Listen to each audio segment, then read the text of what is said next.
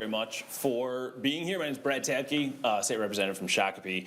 And today in Commerce Committee in the Minnesota House, we will be having a hearing on House File 1100. And what House File 1100 is it is a consumer protection bill for any owners of vehicles that have not had anti-theft devices installed in them. And so what the bill will do is it takes and requires that auto manufacturers install anti-theft devices if they were manufactured from January 1, 2013 to today. So as we've seen a significant uptick in specifically Hyundai and Kia thefts throughout the state of Minnesota, but specifically in the metro. In 2022, we had over 3,300 thefts of Kias and Hyundais. And so with that, a significant number of those, there's an 893% increase in those thefts in Minneapolis alone. And today we have the chief from Minneapolis, Brian O'Hara, to further discuss about it. So, Chief. Good morning. Thank you. First off, I just want to thank the representatives here for introducing this legislation. This is an incredibly serious public safety problem in Minneapolis and in the surrounding region. And it's a similar problem that is being experienced all around the country. And it's a problem that is not about only the theft of vehicles. This is a problem that results in young people dying at times, being seriously injured, and becoming more and more involved in more serious crimes. So what we have seen in Minneapolis, which is obviously the bulk of where the problems happen around these thefts in the region, previously, up until about June of last year, there would be an average of around 200 Kias and Hyundais that are stolen a year. After June, when a TikTok challenge went out on social media and young people began to see exactly how to steal these vehicles, how easy it was, how to get inside the cars without the alarm going off, how to turn them on, and basically get away and joyride in less than a minute, there's been an absolute explosion in these thefts. We went from having 200 stolen a year, about average, to last year ending the year with 2,340 of these thefts, increasing almost tenfold. And we know already going into this year that the majority of vehicles that have been stolen in Minneapolis, over 60% of the vehicles stolen have been these Kias and Hyundais. And just yesterday morning in South Minneapolis was Sunday morning. It was quiet except for two stolen vehicles, a Kia and a Hyundai, riding around South Minneapolis with juveniles inside of it, driving recklessly and being involved in other thefts of vehicles. And that's a very difficult problem for us to handle because obviously we don't want to risk public safety by pursuing these cars that are simply stolen, that have young people inside of them. And at the same time, we have seen multiple incidents where these young people are injured in accidents or become involved in more serious crimes. We know for a fact over the last 6 months, these vehicles have been involved in several homicide cases, several shootings. We have had juveniles die, as a result of these accidents, and also juveniles who've been shot. There is a 12-year-old who was shot 2 different times last year while being involved in multiple thefts of these vehicles. So it is a very, very serious public safety issue, and it's one that I just want to point out that had been solved years ago. Years ago, cars were stolen. You simply, you jammed a screwdriver in the ignition and you got away. And the auto manufacturers, the technology had evolved to the point where those types of thefts were no longer possible. But what has been pointed out on social media is these vehicles in particular have a flaw that the manufacturer is aware of that allows these cars to be stolen in a similar way to the way cars were stolen back in the 80s. So I'm incredibly thankful for the representatives introducing this legislation. This is not only about the theft of vehicles, this is about ensuring that young people do not become involved in these crimes, do not risk their own lives and the lives of other people, and then wind up graduating to more serious crimes. So again, I'm thankful to the representatives, and we are hopeful this will pass. Thank you. Good morning, everyone. When I hear from law enforcement that there's a problem, I take it seriously. It's my job as a senator to respond to that and to support legislation that will help. So I'm grateful to be asked to support this legislation on the Senate side, and anything we can do to assist with crime prevention in our state is important to me, and I'm happy to support it. On a personal level, as the owner of 2 Kia vehicles, this will go a long way to keeping our family safe as well. Thank you. I just want to thank Senator Seeberger, Representative Tabke for introducing this legislation. What we have right now is a situation where an automaker has produced a motor vehicle that simply is not safe to have in our community right now. You heard from the chief about the public safety impact that these vehicles are having. It's a tremendous cost, both financial and human, on our community.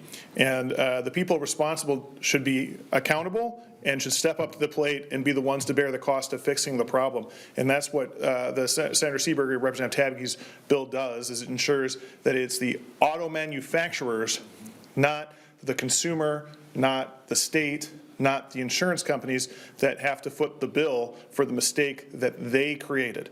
It's unfortunate that they haven't already stepped up the plate to take care of it, but that's sometimes what happens. And so we have to take a strong action here at the legislature, and that's what we'll do today in the Commerce Committee. Questions? So it seems like this bill is really targeting or is in response to the Kia and Hyundai flaws. But the way it's written doesn't obviously say in the law Kia, Hyundai. So if I buy my Nissan Rogue from a 2017 model, that Nissan dealer has to put in that device only when I ask for it, or just has to make sure that that is part of what I'm purchasing? Yeah, this is why this is such a problem, because the vast majority of vehicle owners have assumed that anti-theft devices will be in the vehicle. And so Kia and Hyundai specifically chose to not put that in from 2013 on until about 2021, I believe is the date. And so with that, your Nissan Rogue most likely has anti-theft devices in it, and so this won't apply because it already has anti-theft. But if it doesn't have it in there, then yes, they absolutely have to go through a recall process and make sure that that gets back to the dealership to get that anti-theft device installed. I missed this part. How far back does this go? January 1, 2013. 2013. And that is written because of the models that law enforcement is seeing being stolen, there's like a window of time there. Yeah, it's a 10-year look back on it from where we're at today, so that has the most support in moving forward. So how would this work on a practical basis if this becomes law? What would the average owner do? What would the process be? Yeah, what we expect is that the manufacturer will put out a recall on this, on these vehicles that do not have anti-theft devices, and that's already spelled out in statute. There's a definition for it already, and so that they will go through a recall process, and everyone who has one of those vehicles will have to go, will take it back to the dealership and get that fixed and installed so that there's an anti-theft device that meets our statutory requirements in Minnesota. Have other states tried this? I don't know of any other states. I'm not saying that they're not, but we haven't heard from any. We know that this is a specific issue that we have here, and we're taking action. Question from the chief. I know you've been talking about this issue for a while. What have you heard from those manufacturers, and on that front, do you see a path forward on the other side versus going to the legislature like you have? Right. Well, what we have seen so far from the manufacturers, they provided an allocation of ignition locking devices. I mean, what I remember we used to call the club. But just for example, the way they were distributed around the state, that does not even cover the victims of theft that own Kias and Hyundais that have had their cars stolen more than once over the last 6 months. So the allocation that was given to us was not even enough for people whose car has been stolen multiple times in the city. So that's all I have seen so far that has reached us, and that's obviously not enough. Chief, I was going to ask if I know the mayor sent a letter last week with Attorney General Ellison and their partner, I think demanding recalls. Do you know if the city has heard back on that? I do not know. I have read statements from the manufacturers in media, but I do not know if there's been a specific response to us.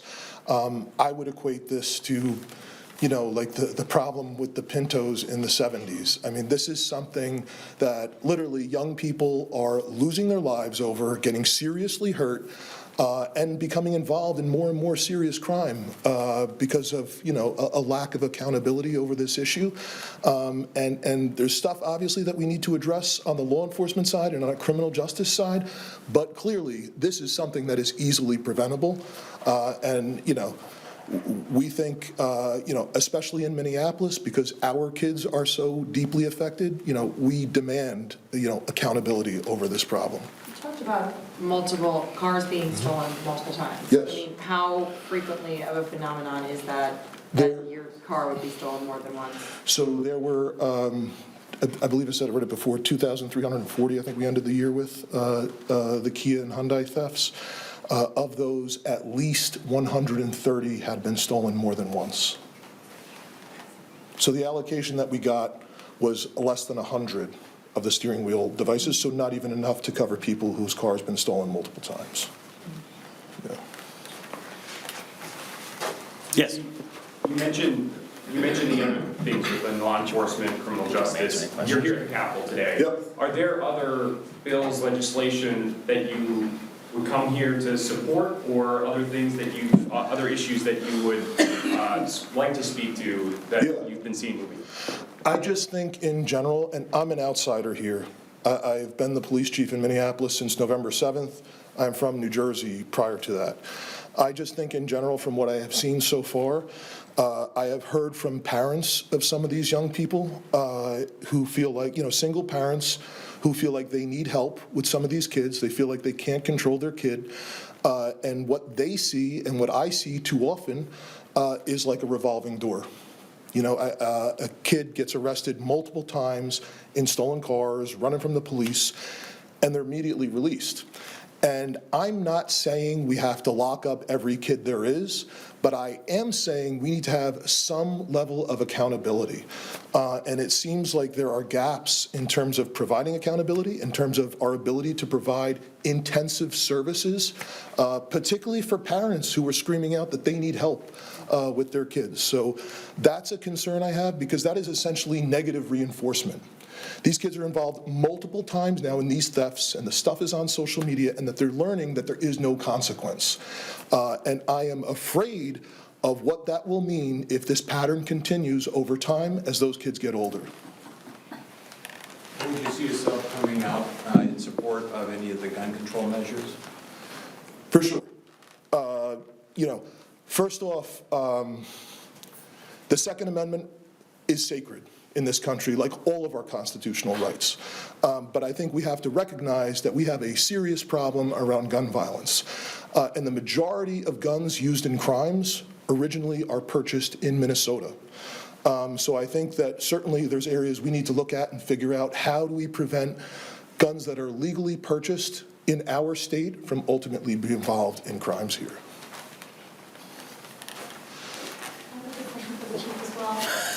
Sorry. I would keep dancing. I'm curious, this bill targets more so the cars itself and people putting in ways to protect themselves, but what about the children, since we said that a lot of these young people are the ones committing these crimes? Yeah. How do you guys expect to reach them?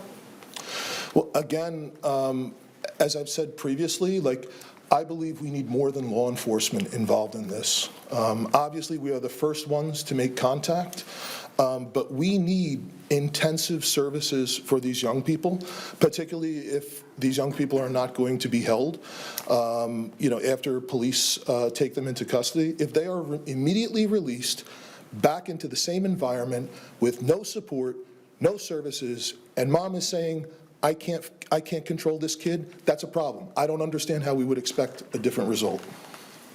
And I'm going to add on that as well, is that our police officers and law enforcement here, specifically and primarily for, obviously we want to do some prevention, but there's a significant amount of reactionary work that gets done after this does. And this bill will help to create preventative, solve issues preventatively to make sure that folks are not able to get cars that are really easily inaccessible, so that we are taking and fixing that issue from the legislative perspective. Quick off topic for Representative Stevenson, Chair Stevenson. You've got the American Legion and other people will be here today at noon in the same room asking that the pull tabs be saved. And I'm assuming they mean saved from sports betting, impact of sports betting bill. What would you say to put their minds at ease, or is there anything you can say? The sports betting bill isn't going to have anything to do with electronic pull tabs. We're not going to make any changes to electronic pull tabs in the sports betting bill. End of story. So more likely they're concerned about the stadium. I can't speak for where they're concerned. What I would say is that obviously it's been an ongoing issue for many years about electronic pull tabs and the controversy. It'd be nice if we could all sit around a table and figure out a path forward to resolve these issues for good. I don't think the sports betting bill is the place where that's going to happen. I think that is, we're trying to do things a little bit more narrowly tailored this year, and we have a good sports betting bill that, by the way, has a connection to the issue we're talking about here, because we devote half the money in the sports betting bill to youth sports and youth activities, particularly in communities experiencing a high level of juvenile crime. And when I was listening to the chief talk about how parents feel like they don't have enough support, well, I think there's no coincidence that we've seen juvenile crime go up right after the pandemic, when youth sports and youth activities all disappeared, and many didn't come back. When kids don't have something constructive to do, they do something destructive. And so we need to build back that whole wraparound system that gets kids doing things that are positive, gets them in contact with people who can be mentors and role models from a positive perspective. The sports betting bill is a piece of it. It's not the whole puzzle. I think there's a lot of work happening on the Capitol on that. Jerry, I have another off-topic question on the marijuana bill. There was a lot of talk about how there's going to be kind of a big breakthrough of it to address some of the hemp concerns, growers' concerns. When is that coming? Soon. We're not this week. Legislatively, times, yeah. Okay, not this Yeah. week. No, we're working on it. As I've said previously, we are going to make sure that the cannabis bill works for the low-dose hemp industry and the breweries. We want to make sure we get those guardrails on that are missing now. We want to move those products behind the counter so kids can't have access to them, put them in child-safe packaging, make sure there's good labeling, all of that, have better enforcement to make sure all the products being sold are legal. But we need to recognize that we have a good thing happening here around particularly the THC-infused beverage industry that's unique in the country, and we don't want to kill that. We don't want to harm that, and the bill won't. We're going to fix that issue. And you technically already amended the bill to address the local licensing or the concerns from the local governments is already amended into the latest iteration. That's right. What we did was we put in language allowing local units of government to have more enforcement, particularly because we're concerned about making sure that retailers aren't selling products that are legal, aren't selling to kids. And so that was a step in that direction. Thank you. Thank you.